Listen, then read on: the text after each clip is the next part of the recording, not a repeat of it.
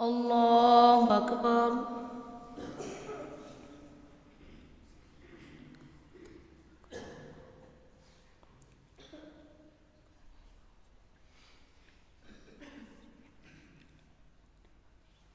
الحمد لله رب العالمين الرحمن الرحيم مالك يوم الدين إياك نعبد وإياك نستعين اهدنا الصراط المستقيم صراط الذين أنعمت عليهم غير المغضوب عليهم ولا الضالين آمين.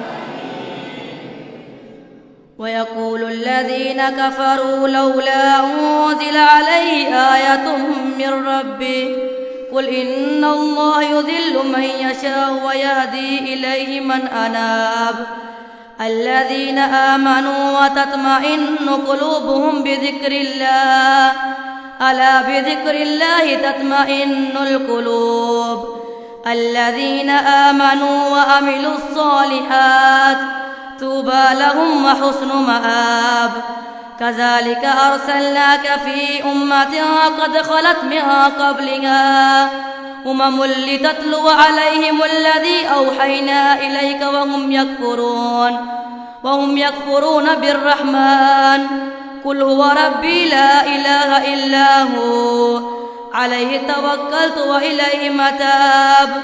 ولو أن قرآنا سيرت به الجبال أو قطعت به الأرض أو كلم به الموتى بل لله الأمر جميعا أفلم ييأس الذين آمنوا أن لو يشاء الله لهدى الناس جميعا ولا يزال الذين كفروا تصيبهم بما صنعوا قارعة أو تحل قريبا من دارهم حتى يأتي وعد الله إن الله لا يخلف الميعاد.